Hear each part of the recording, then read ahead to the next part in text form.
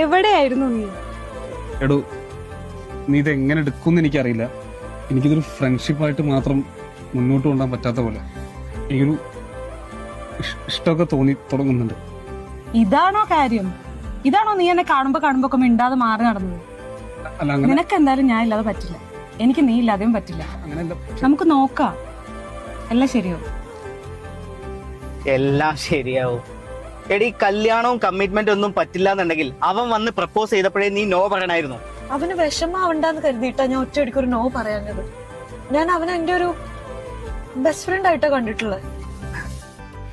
Best friend? ആ ഓഫീസിൽ എല്ലാവർക്കും അറിയാം നിങ്ങൾ തമ്മിൽ എങ്ങനെയാ ഉണ്ടായിരുന്നെന്ന്.